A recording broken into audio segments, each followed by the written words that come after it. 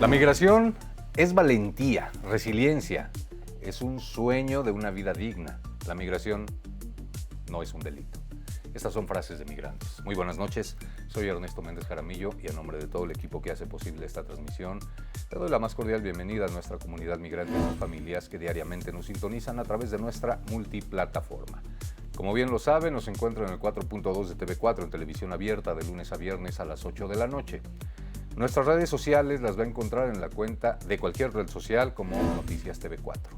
Nuestra cuenta de YouTube es TV4 Guanajuato Oficial y los números de teléfono 477-716-1820 y 800-719-1036. También quiero dar la más cordial bienvenida a todo el público que nos sintoniza allá en los Estados Unidos y el sur de Canadá a través de la señal de Canal 22 Internacional. A todos ustedes sean bienvenidos a su programa Migraciones.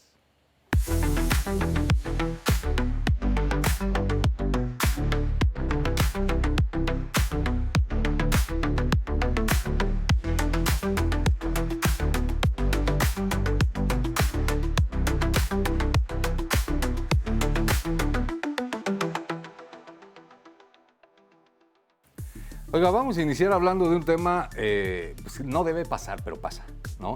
Y recordando otro tema que ya le habíamos comentado en algún momento, que es estas personas que se hacen pasar por agentes migratorios, por agentes de ICE o de la patrulla fronteriza, y que pues se dedicaban a robar o extorsionar o simplemente asustar a los migrantes. Muy mal hecho. Bueno, le vamos a platicar una historia contraria, similar pero contraria.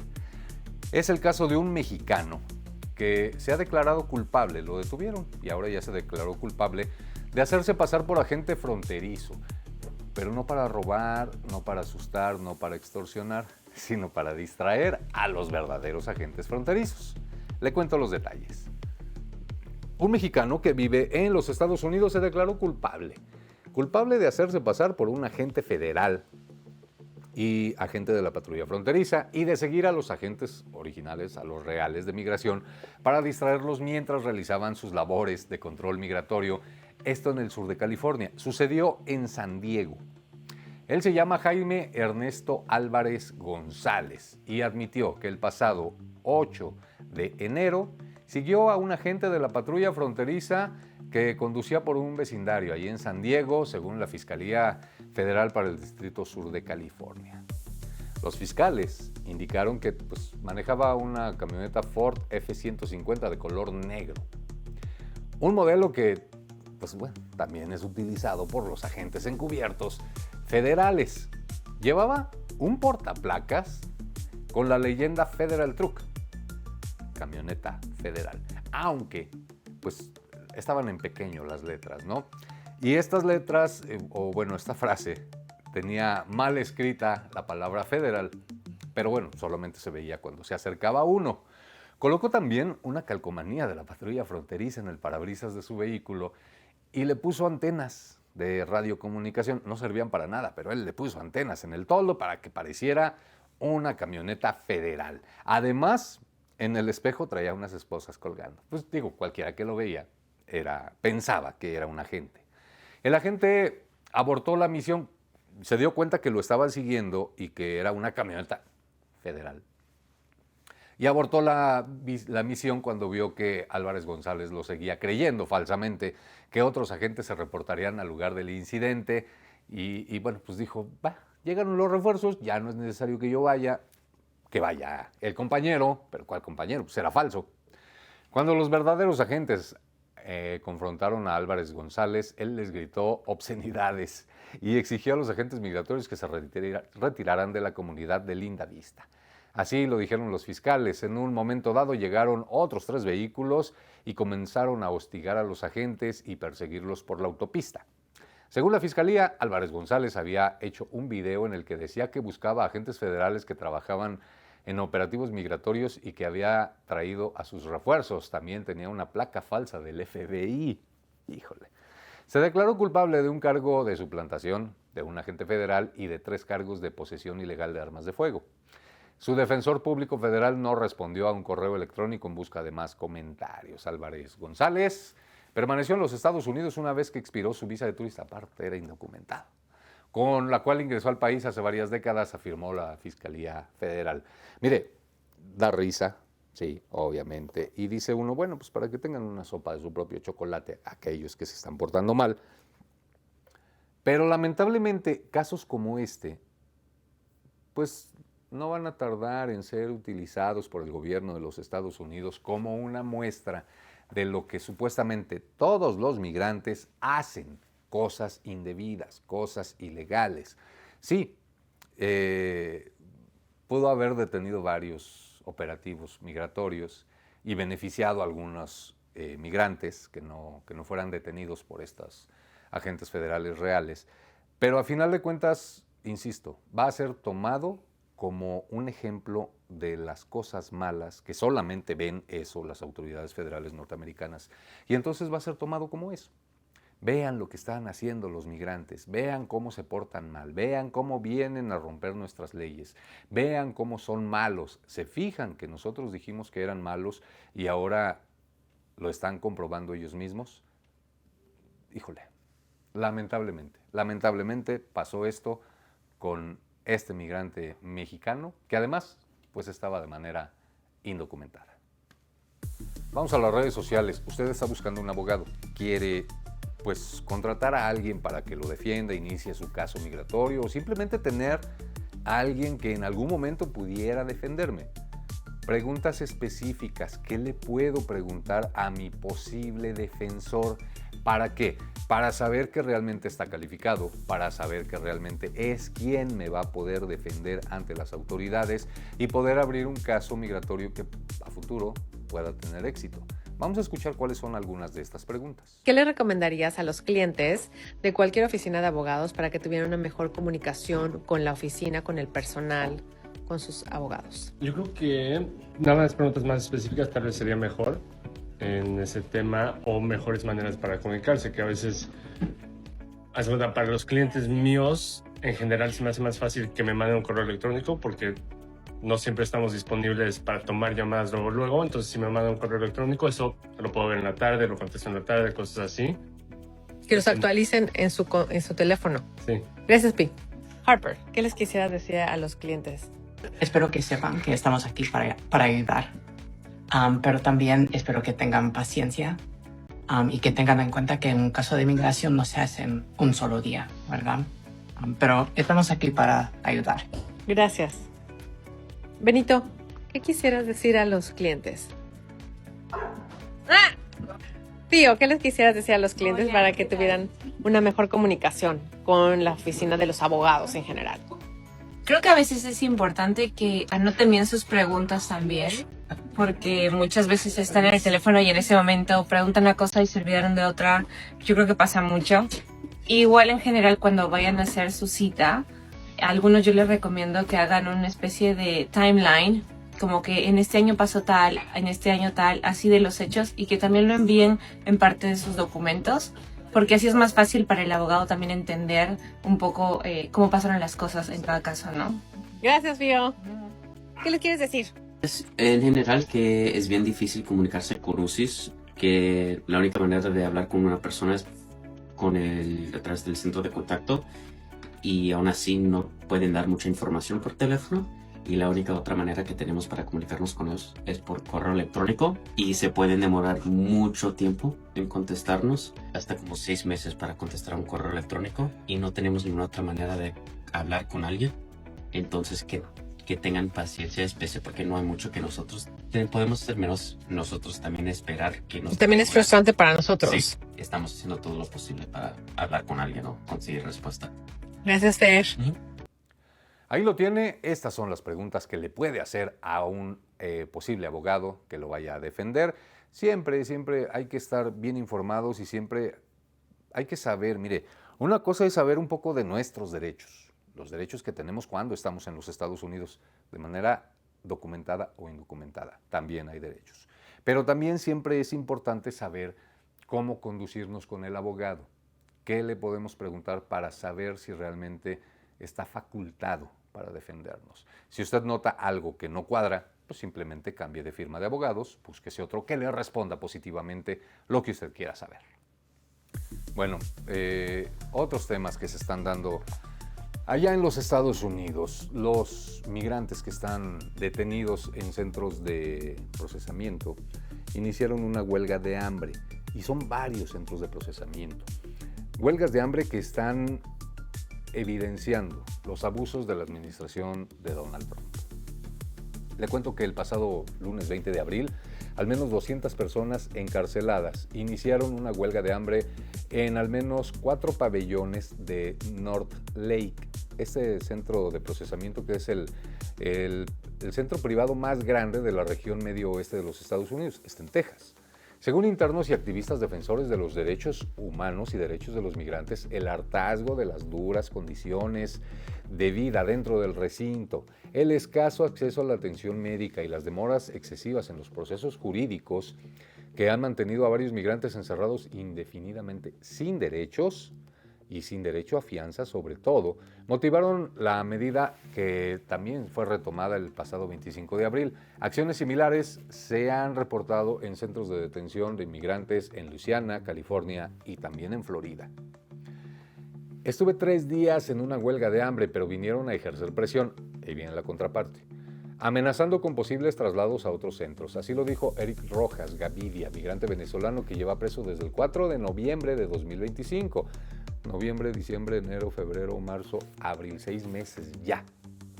Queremos ser escuchados, reclama. Según No Detention Centers in Michigan, grupo que aboga por la abolición de los centros de detención, la huelga involucró a cientos de personas, pero para el domingo estimaron que casi todos los hombres acataron la medida dentro del recinto. Están literalmente dispuestos a poner sus vidas en riesgo, así lo dijo Ale Rojas, miembro del NDCM. Están demandando atención médica, recibir trato adecuado, recordando a la gente que ellos también son humanos. Y claro que lo son. Están literalmente dispuestos a poner sus vidas en riesgo, dice Ale Rojas, y quieren pues ser escuchados.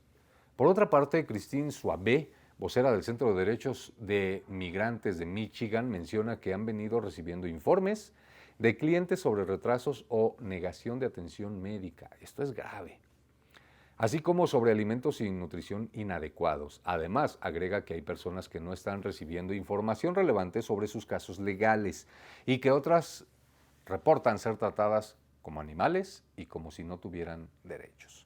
Son temas que ya sabíamos, ya los conocíamos, pero a final de cuentas, pues es necesario que la gente haga evidente lo que está viviendo, porque, híjole, es un tema muy complicado que está asustando a muchos migrantes, pero sobre todo está violando los derechos humanos de todos aquellos que están siendo detenidos y que lo único que hicieron fue entrar de manera ilegal a los Estados Unidos.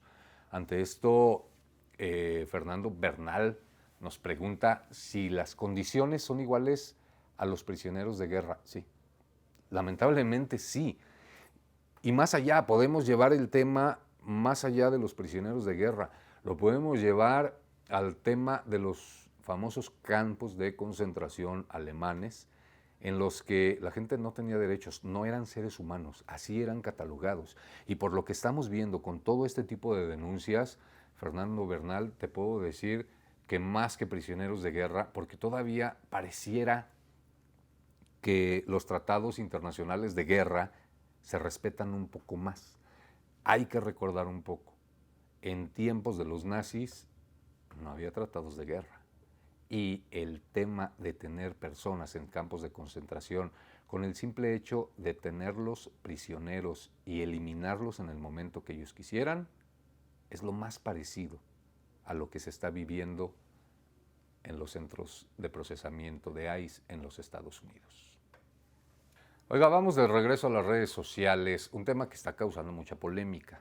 Y yo insisto, mire, fue un tema que se decidió en una corte menor, se llevó a una corte federal y la corte federal coincidió con la corte menor, pero el caso tendrá forzosamente que llegar a la Corte Suprema de los Estados Unidos y es la cancelación del decreto o la orden de Donald Trump de eliminar el TPS. Ya la Corte dijo, las Cortes menores, la federal y la Corte menor, que era inconstitucional el hecho de que el presidente Donald Trump haya firmado un decreto en el que eliminaba la posibilidad de pedir asilo político en la frontera. Bueno, pues este tema tendrá que subir forzosamente a la Suprema Corte, pero mientras sube o no sube, la Corte decide y la Casa Blanca está ya pensando seriamente en eliminar este decreto. Vamos a escuchar un poco de esto. Nos acaban de anunciar en las noticias que el gobierno va a anunciar la cancelación de la orden del presidente Trump. Significa que todas estas personas con TPS de El Salvador, Honduras o Nicaragua que están aquí desde el 2001 van a poder reaplicar a su TPS, van a volver a recibir el TPS por 18 meses, van a volver a recibir su permiso de trabajo. Ese es el notición. Y usted me dirá, Katia, pero para los mismos del 2001, o sea, nadie más nuevo. Así miro, nadie más nuevo. Solo esta noticia es para los que recibieron el TPS y los que tienen TPS desde el 2001. Y usted me dirá, ¿pero por qué? ¿Por qué no se le da a los que han llegado después del 2001? Por una simple y sencilla razón. Porque no quieren ser acusados, el gobierno no quiere ser acusado de que gracias a una nueva designación de TPS se fomenta que la gente quiera venirse. ¿Qué significa esta decisión? Primero, significa que una vez que el gobierno redesigne El Salvador, Honduras, Nicaragua y Nepal, la orden de cancelación del presidente Trump queda sin efecto.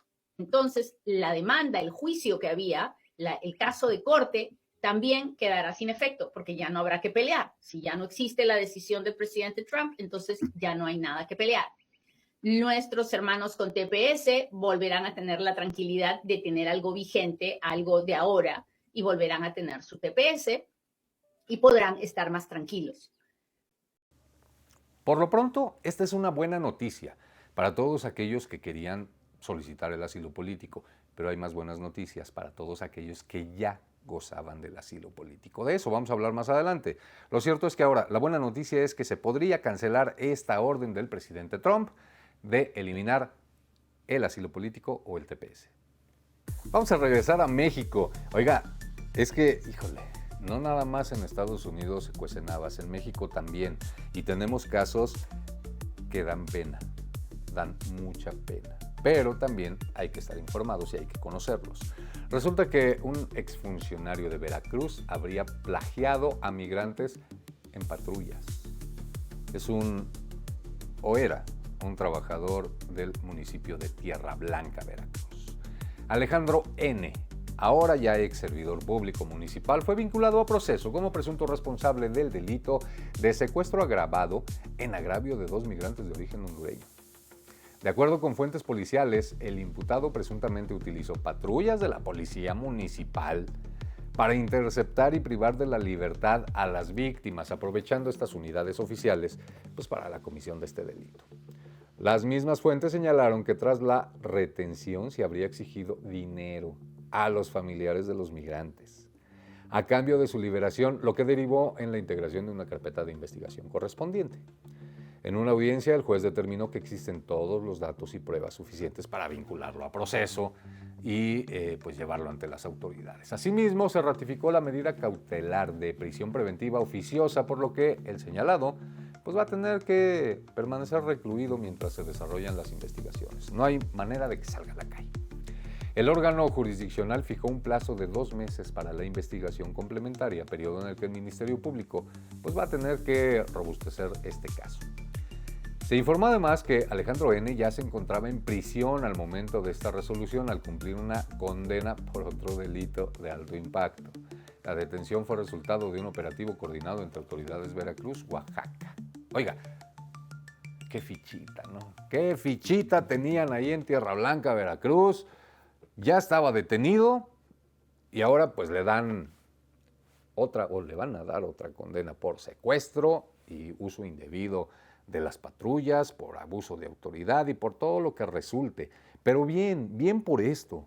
Créame, mire, el migrante cuando viene acá cruzando México, y hablemos solamente de los hondureños, La gente que migró de Honduras hacia México y que se vino en caravanas desde finales de 2018 o antes, vendieron todo lo que tenían en Honduras. Todo. Casa, muebles, carros si es que lo tenían, su negocito, todo. Para poder costear el viaje. Y se vinieron. Sabían que cruzar México era uno de los cruces más peligrosos, incluso más que el Darién. Bueno, no tienen dinero ni para comer. Tienen que pedir en las calles, en las esquinas, una moneda. Y todavía viene un fulano como Alejandro N. a secuestrarlos y pedir dinero a sus familias para liberarlos. Qué poca, de veras, qué poca. Ojalá y le caiga, como dicen, y la frase ya es muy trillada, pero ojalá, de verdad, ojalá y le caiga todo el peso de la ley. Mucho ojo, hay nuevas reglas para obtener la Green Card y el permiso de trabajo. Ponga mucha atención en los siguientes consejos. Hay cambios que se han venido dando en una figura que llaman el boletín de visa. El boletín de visa ha estado tradicionalmente bastante retrasado en el tiempo para generar lo que llaman la disponibilidad de optar a esa residencia legal permanente. Ese boletín de visa genera dos grandes oportunidades. Una oportunidad para pedir el ajuste de estatus para las personas que ya se encuentran en territorio americano y otra oportunidad en que tu visa va a ser emitida. En el caso particular, por ejemplo, de la categoría F2A, que es una categoría donde están los hijos y esposos o esposas de residentes permanentes, tradicionalmente es una categoría que ha tenido cierto nivel de retraso, pero ya hace un par de meses y sobre todo en lo que va a ser este mes de mayo, ya esa categoría está nuevamente current y permite hacer lo que es el planteamiento de esa figura de ajuste de estatus. ¿Qué logras tú con el ajuste de estatus? Mantener cierto grado de legalidad, mantener estabilidad migratoria, indistintamente de que tarden un poco más para la emisión de la Green Card. Y al mismo tiempo, ese ajuste de estatus te va a dar la posibilidad de hacer un requerimiento de permiso de trabajo en el interín. Oiga, vamos a la última y importante mencionarla. Resulta que el Consulado General de México en Miami, allá en Florida, que encabeza Rutilio Escandón Cadenas, ex gobernador de Chiapas, pues está siendo acusado de omitir información detallada sobre lo que ha encontrado en los centros de detención de migrantes. Las autoridades federales ordenaron a la red consular visitar diariamente estos centros de detención. Mediante la Plataforma Nacional de Transparencia, se le ha solicitado a Rutilio Escandón que dé información detallada de lo que ha encontrado. Simplemente se limitó a decir, hemos efectuado varias visitas, y nada más. No dijo nada más, así es que, ¿quién oculta la información? ¿De qué nos sirve que vayan a visitarlos si no van a decir qué fue lo que encontraron? Muy mal por Rutilio Escandón. Pero bueno, vamos al último video del día, la última de redes sociales. Un juez federal determinó que UCIS no puede mantener indefinidamente en pausa ciertas solicitudes de residencia. Así, otro golpe a la administración Trump. Vamos a ver. Miren, vamos de una a dar esta noticia. Y escucha bien, si usted tiene un caso pendiente en USCIS, esto a usted le beneficia bastante. Y es esta decisión, este fallo que ha tenido un juez federal en contra de la pausa de USCIS. Dice, en una sentencia importante, el juez de distrito de Maryland, George Russell III, determinó que la decisión de USCIS de suspender indefinidamente las solicitudes era ilegal. La agencia, que opera bajo el Departamento de Seguridad Nacional, había detenido el procesamiento de tarjetas verdes para personas de países afectados por la ampliación de la prohibición de viaje del presidente Trump. Y dice el juez escribió lo siguiente, el juez Russell, dice, USCIS no tiene discreción para decidir no adjudicar en absoluto. Escribió Russell en su opinión de 39 páginas, ordenando a la agencia que reanudara el trabajo en los casos. Pues, ¿qué le pareció? Así las cosas, así este otro golpe a la administración de Donald Trump.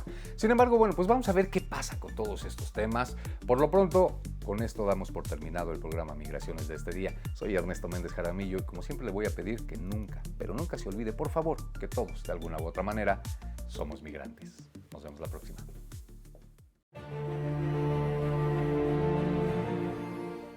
Cada año, Miles de personas en todo el mundo dejan atrás sus hogares, sus raíces, su historia, buscando algo tan simple y a la vez tan profundo. Una vida mejor. Me voy para el norte. Galardonado en los premios Televisión América Latina, nos lleva al corazón de estas historias. Historias reales de lucha, esperanza y sacrificio. Testimonios que nos recuerdan que migrar no es solo cambiar de lugar, sino también cambiar de destino. Y para quienes ya están del otro lado, así como para sus familias, migraciones, es un puente, una guía, un abrazo a la distancia, porque informar, acompañar y orientar también es una forma de cuidar. Ambos programas visibilizan el fenómeno migratorio desde la empatía y el compromiso, porque contar estas historias es también honrar la valentía de quienes cruzan fronteras por un futuro mejor.